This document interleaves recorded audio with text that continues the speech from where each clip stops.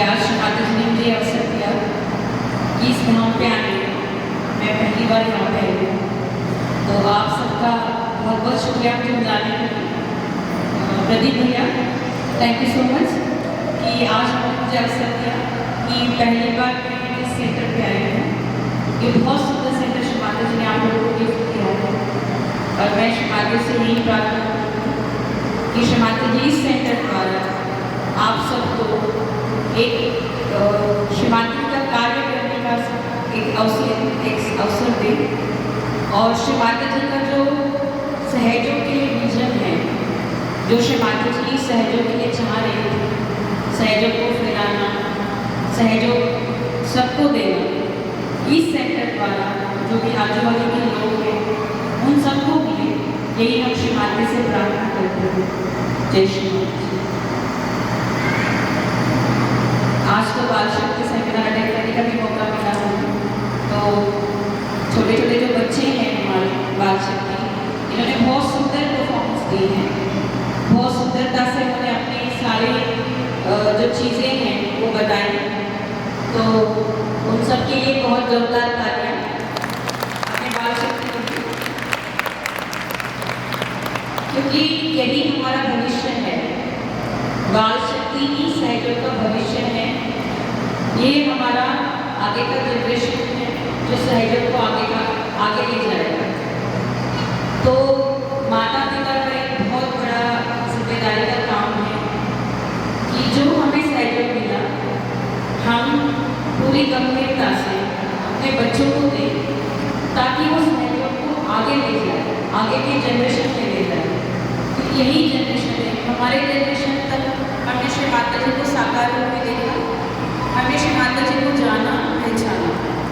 अब जो जनरेशन ये बाल शक्ति है, इन्होंने श्री माता जी को निराकार स्वरूप में ही देखा, और इनको निराकार स्वरूप में ही जानना होगा, और इसी को ही आगे लेके जाना पड़ेगा। तो माँ बाप की, आपकी जो माँ बाप है, ये बहुत बड़ी जिम्मेदारी है कि इस चीज़ को हमारे बच्चों को इस तरह समझाएं, और वो अपनी जिम्मेदारी समझे, और एक अच्छी युवा बाल शक्ति से युवा शक्ति, और युवा शक्ति से अच्छे सहयोगी बने। तो ये बहुत बड़ी जिम्मेदारी है सबके माँ बाप के कंधों में, और मैं श्री माता से यही प्रार्थना करती हूँ कि श्री माता जी सारे बच्चों को आप श्री गणेश जी की स्वरूप में इनको आपकी आशीर्वाद दें। जय श्री माता। तो आज जो मेडिकल सेमिनार है, जिसमें हम जानेंगे कि हमारे जो चित्रस हैं, जो हमारी नाड़ियाँ हैं, इनके असंतुलन से हमारे अंदर कौन सी बीमारियाँ आती हैं, और उन बीमारियों को हमें कैसे ठीक करना है। जहाँ तक कि मुझे बताया गया था कि यहीं पे इस विषय में ही हमें ज़्यादा बात करनी है। बाकी इसके अलावा भी अगर आपकी कोई भी समस्या होगी, तो जब हमारा ये सेशन खत्म होगा, उसके बाद आप पूछ सकते हैं मुझसे, अगर आपकी कोई भी वैयक्तिक समस्या है।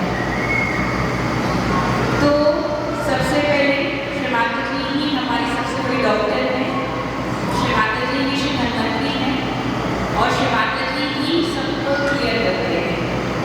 सुप्रीम सोर्स जो हमारी क्लियरेंस करती है, वो सिर्फ श्री माता जी हैं, और हमें श्री माता जी से ही सब कुछ मिलता है। हेल्थ सेक्टर में श्री माता जी ने जो भी तकनीक बताई है कि सहयोग से क्रिया द्वारा कैसे बीमारियों का इलाज किया जाता है, पर इससे ज़्यादा ज़रूरी है कि सहयोग में आके हम अपनी बीमारियों को स्वयं कैसे ठीक कर सकते हैं। देखिए, शरीर रूप है हमारा, हम अभी संत बने तो हैं, तो शरीर की अपनी कुछ समस्याएं होती हैं, शरीर के अपने भी कुछ व्याधियाँ होती हैं, जिसके कारण हमारे अंदर बीमारी आती है। पर हमारे शरीर में ऐसी कोई भी बीमारी इस धरती पे नहीं है जो हमारे नाड़ियों से और हमारे चक्रों से रिलेटेड नहीं है। जितनी भी बीमारियां हैं मेडिकल साइंस में, सारी बीमारियों की जड़ कहीं ना कहीं हमारे चक्रासन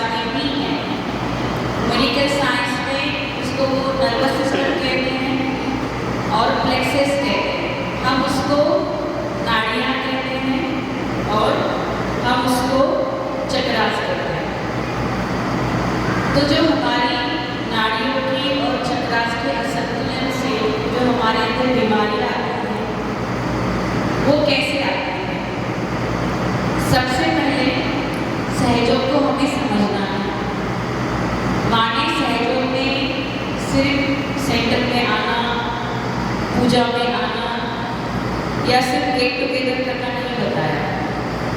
श्री माता जी ने बोला था, अगर आप सहयोग में आते हो, आप स्वयं को जानते हो, आपको स्वयं को पहचानना है। और स्वयं कौन हो आप? एक आत्मा। आप एक शुद्ध आत्मा हो और उसी आत्मा को हमें जानना है, उसी आत्मा को हमें पहचानना है। और आत्मा की पहचान सिर्फ और सिर्फ ध्यान से होगी। जो भी ट्रीटमेंट सहयोग में बताए गए हैं, जो भी क्रिया हम करते हैं, वो सिर्फ और सिर्फ इसलिए करते हैं कि हम ध्यान की गहनता में जाए। क्योंकि कोई ऐसी हमारे चक्रास के ऊपर व्याधि आ जाती है जिसके कारण हम ध्यान नहीं कर पाते, उसी को ठीक करने के लिए हमें श्री माता जी ने कुछ टेक्निक्स बताई थी। बट अल्टीमेट जो है वो हमारा ध्यान है। हम ध्यान के अलावा सब कुछ करते हैं, हम सब कुछ करते हैं। हम जलक्रिया में भी बैठते हैं, हम कैंटीन भी कर लेते हैं, कभी कभी हम माँ के सामने भी 2 मिनट बैठ लेते हैं। बट जो श्री माता जी ने बोला था निर्विचार ध्यान, वो आपको 10 या 5 मिनट करना है, वो हम नहीं करते। वो हमें पता भी नहीं कि हम उस स्थिति में कैसे जाएं। वो सिर्फ पॉसिबल है अगर आप स्वयं को 4 बजे उठ के हम श्री माता जी के सामने बैठें। जो श्री माता जी ने बोला था, सुबह का 4 बजे का जो ध्यान है वो आत्मा की उत्थान का ध्यान है। उस टाइम पे जो भी क्रिया शक्ति होती है, क्योंकि सब लोग सोते होते हैं, उस टाइम पे क्रिया शक्ति नहीं होती है।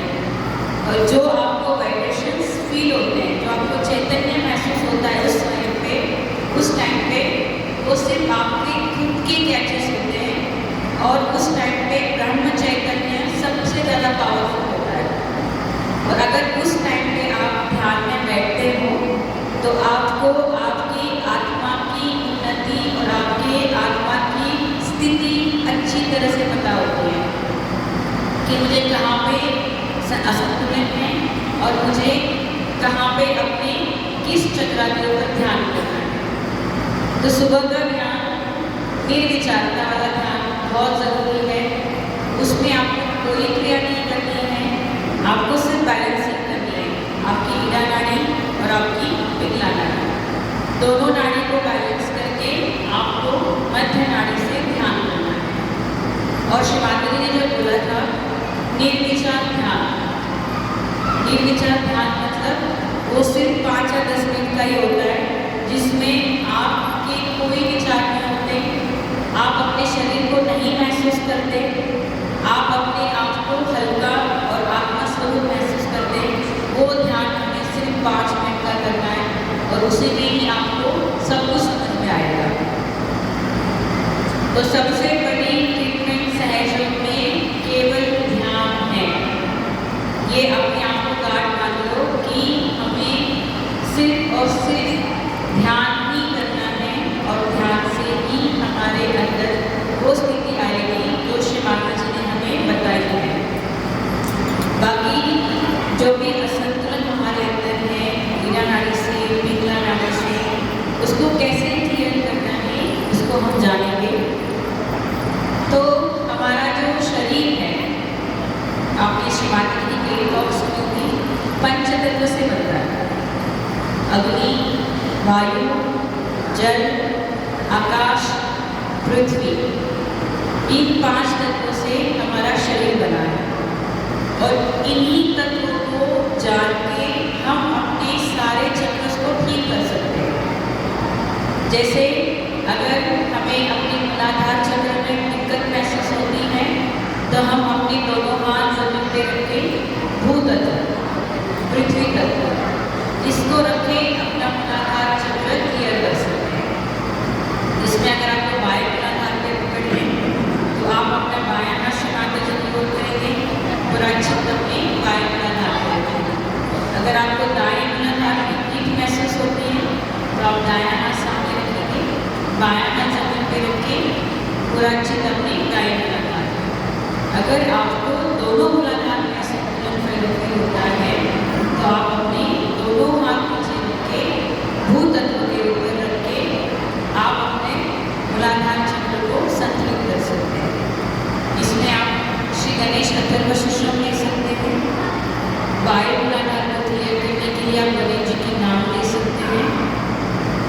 दाएं मूलाधार को क्लियर करने के लिए आप श्री कार्तिकेय के नाम ले सकते हैं। इसके बाद में अग्नि तत्व लाइट, अग्नि तत्व क्लियर हम अपने ईड़ा नाड़ी को करते हैं। तो उसमें जिनको हमारे ईड़ा नाड़ी में कोई भी तकलीफ है, मोस्टली हमारी ईड़ा नाड़ी हमारे पास्ट को प्रेजेंट करती है और जितने भी हमारे अंदर साइकोसोमैटिक डिसऑर्डर्स हैं वो हमारे ईड़ा नाड़ी से आते हैं।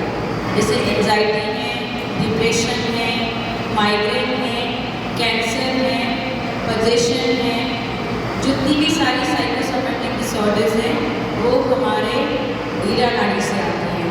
सबको पता है हमारी ईड़ा नाड़ी जो है वो चंद्र नाड़ी है, वो शीतल है और वो शीतल होने से ही तकलीफ ज़्यादा होती है, इसलिए हमें उसको अग्नि तत्व से क्लियर करना है, कैंडल से क्लियर करना है। तो कैंडलिंग हम कैसे कर सकते हैं? आप सिंगल कैंडल भी यूज कर सकते हैं। आप हर एक चक्र पे क्लॉकवाइज आगे से क्लॉकवाइज घुमाते हुए हर एक चक्र का मंत्र लेते हुए अपने ईड़ा नाड़ी को क्लियर कर सकते हैं, या फिर गणेश अंतर्विशेष लेके अपने कैंडल को हाथ में पकड़ते हुए पूरे चक्रास पे घुमाते हुए लेके आपकी ईड़ा नाड़ी को संतुलित कर सकते हैं। और एक टेक्निक है कैंडलिंग की, 3 कैंडल ट्रीटमेंट। 3 कैंडल ट्रीटमेंट जो करते हैं, एक कैंडल सामने रखा जाता है, एक कैंडल साइड में रखा जाता है, एक कैंडल पीछे स्वादिष्टान चक्र के पीछे, जो बायां हाथ है उसको शिव माता जी की ओर और सीधा हाथ जमीन पे, और जो फ्लेम होती है सामने आप कैंडल की उसको उसी की तरफ आपका लेफ्ट हैंड होना चाहिए। इसके कारण आपका पूरा ईड़ा नाड़ी क्लियर होता है। और इसमें आप श्री महाकाली जी के 108 नाम ले सकते हैं। आपके पास अगर समय नहीं है तो आप श्री गणेश अंतर्विशेषम ले सकते हैं। इससे आपका पूरा ईड़ा नाड़ी क्लियर हो जाएगा, क्योंकि चंद्र नाड़ी में उसको गर्मी आ जाएगी। तो इनको उसी लोगों को करना है जिसके ईड़ा नाड़ी में पकड़ है। और एक क्रिया है जो हम कर सकते हैं ईड़ा नाड़ी के क्लियरेंस के लिए, वो है कैम्फिर।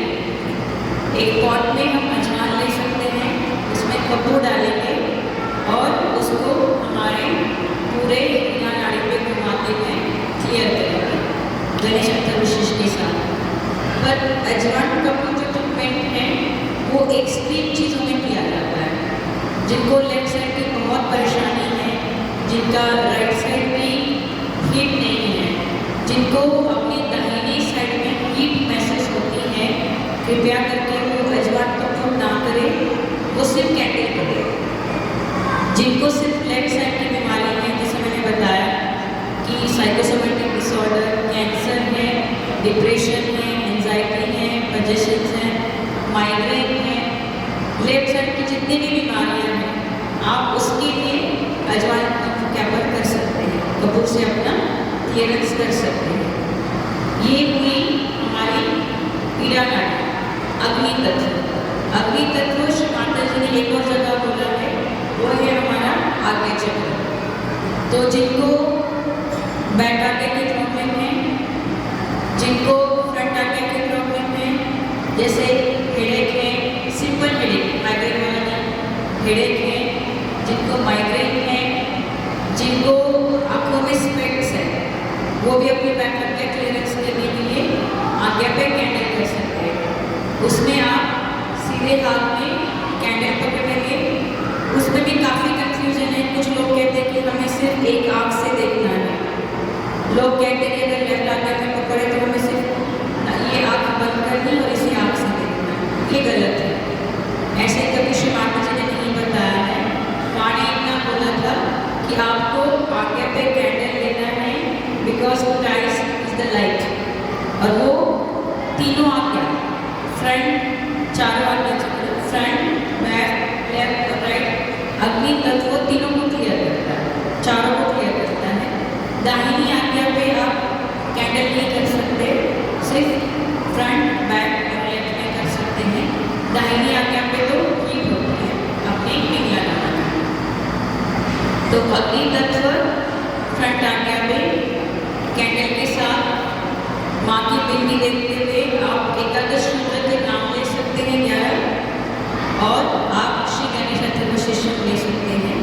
उससे आपकी फ्रंट आज्ञा, बैक आज्ञा और लेफ्ट आज्ञा क्लियर होगी। स्पेशली हमने बच्चों में देखा है कि बहुत छोटी छोटी उम्र में उनको चश्मे लग जाते हैं, तो उनके लिए स्पेशली बैक आज्ञा का क्लियरेंस करना है। श्री माता जी ने बोला था माँ की जो हाथ वाली फोटोग्राफ है, जो माँ के हाथ वाली फोटोग्राफ है, उसको आप कैंडल की फ्लेम से दिखेंगे तो वो आपका बैक आज्ञा क्लियर करता है। और बैक आज्ञा क्लियरेंस के लिए सुबह की जो धूप है, सूर्य तत्व, वो भी आपके बैक आज्ञा को क्लियर करता है।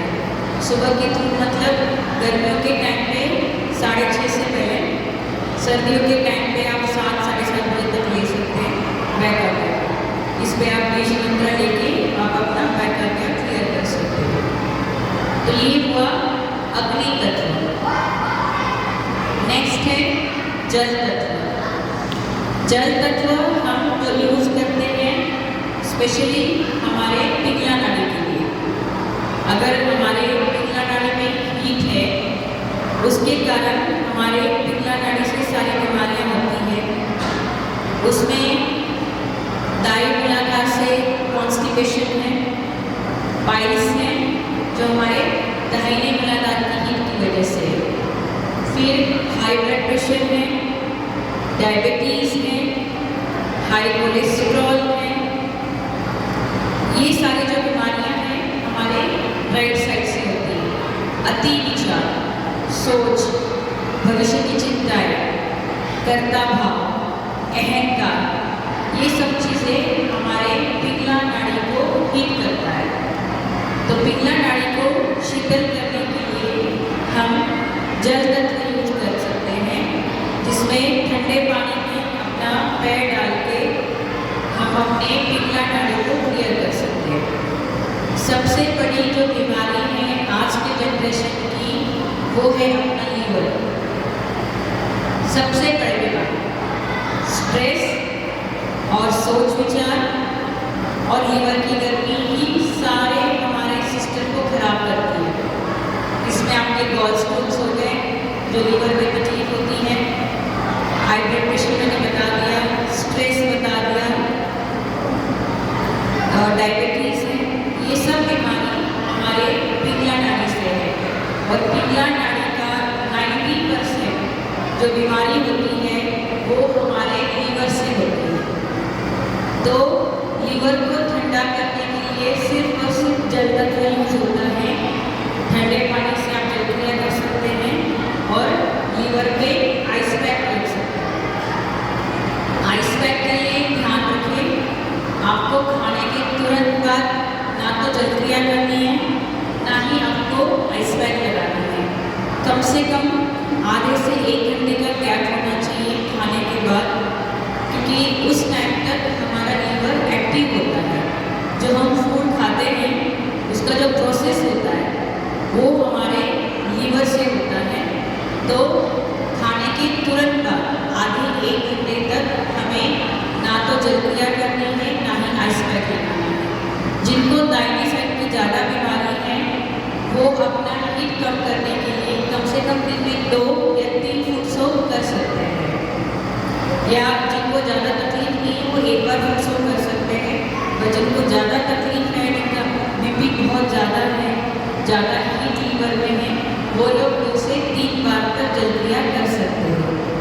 आइस पैक जो हम लगाते हैं लीवर पे वो 10 से 15 मिनट तक लगाना है। जिनको फैटी लीवर है वो आइस पैक ना लगाएं।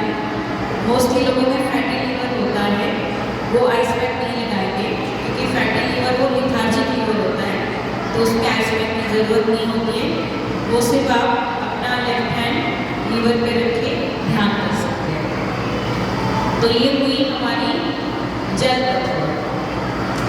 फिर हमारा वायु तत्व जो हमारे मीरा नाड़ी से रिलेटेड है, क्योंकि जब हम हमारा बायां हाथ आकाश की ओर करते हैं, वायु तत्व के ऊपर, आकाश तत्व के ऊपर, तो जो हमारी पिंगला नाड़ी है वो क्लियर हो जाती है।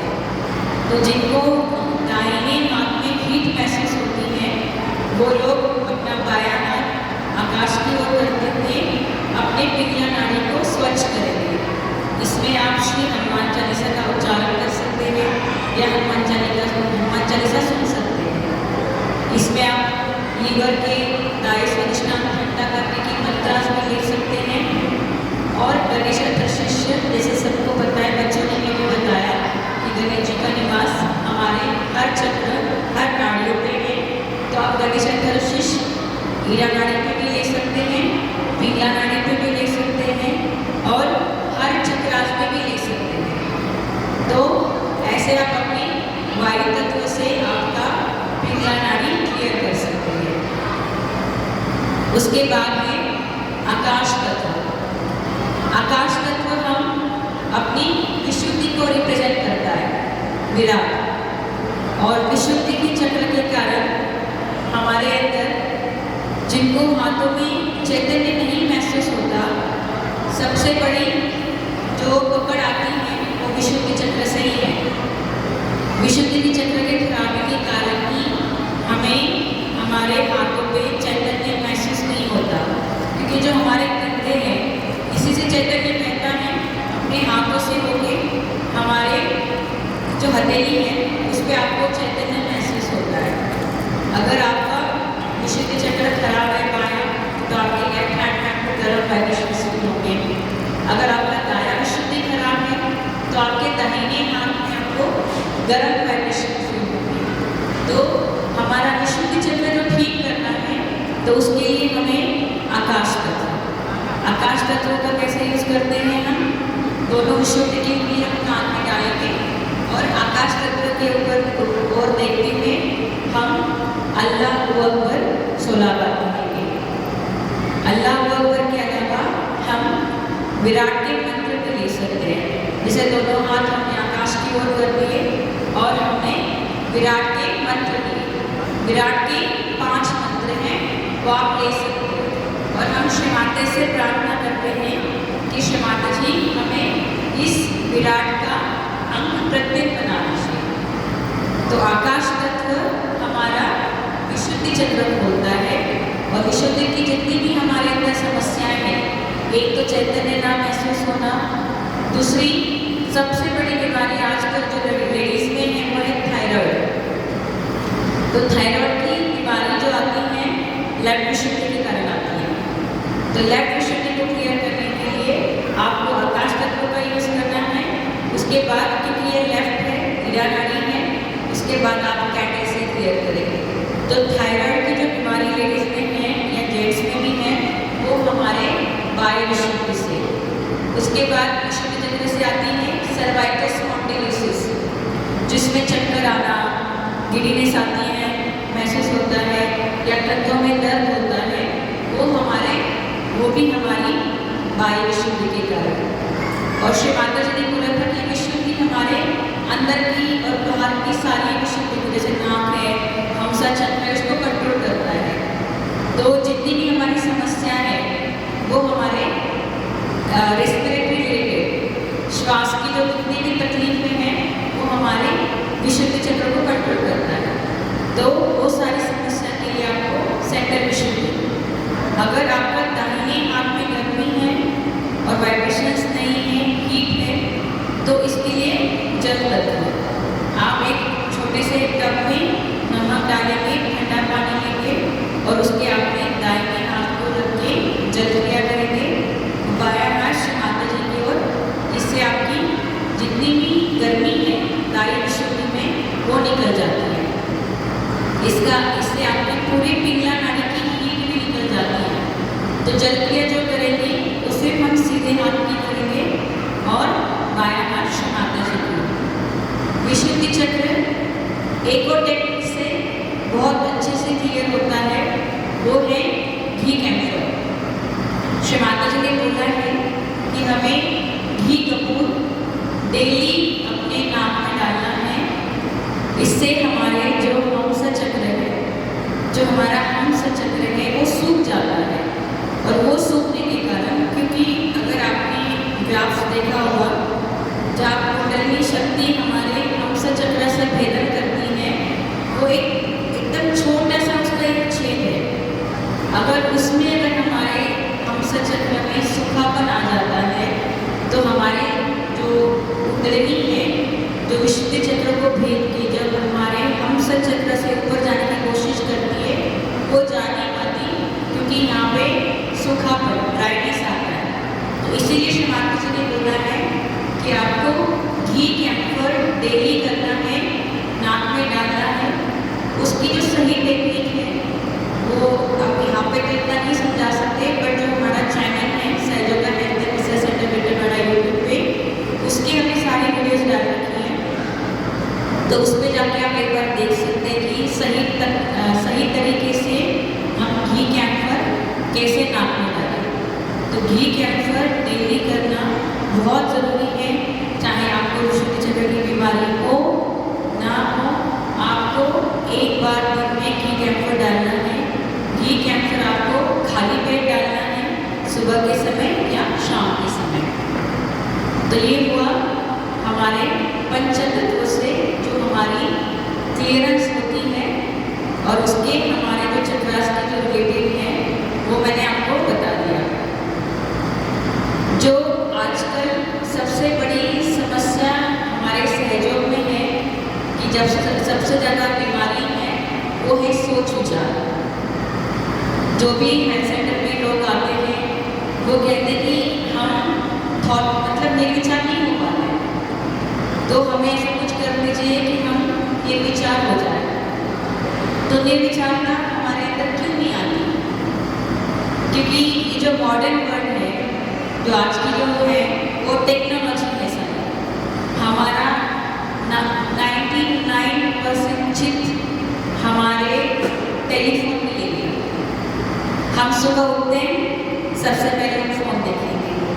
हमारा कुछ भी हो जाए, हम अपना खाना छोड़ सकते हैं, सोना छोड़ सकते हैं, हम अपना फ़ोन नहीं छोड़ सकते। हम पूजा में भी जाते हैं, हम अपना फ़ोन ऐसे रखते हैं, माँ की पूजा चल रही है, हम बार बार अपना फ़ोन देखेंगे, क्योंकि हमारा चित्त जो है हमारे फ़ोन ने ही ले लिया। जो पहले जो हम भक्ति श्री माता जी के श्री चरणों में देते थे, जब हम पूजा में जाते थे तो हमारा पूरा चित्त सिर्फ और सिर्फ माँ की पूजा में और माँ के श्री चरणों में और माँ के समर्पण में जाता था। आज हमारा चित्त पूरा खराब हो चुका है सिर्फ और सिर्फ मीडिया की वजह से। तो हमारी सबसे बड़ी जो दुश्मन, हमें बाल शक्ति सेमिनार में मैंने बहुत सुंदर प्रेजेंटेशन करा था, सबसे बड़ी हमारी दुश्मन आज सिर्फ और सिर्फ हमारा फ़ोन है। मैं मानती हूँ कि ये आज की जनरेशन की नीड है, बट उसका उपयोग भी उतना ही होना चाहिए जितना ज़रूरी है। क्योंकि कोई भी चीज़ हम अति करते हैं ना, तो उसका हमें भुगतान करना ही होता है। हम अपने बच्चों को खुद उस चीज़ को देते हैं ताकि बच्चे शांत हो जाए। माँ बाप को अगर कुछ समझ में नहीं आया कि बच्चा शांत कैसे करना है, फ़ोन दे दिया।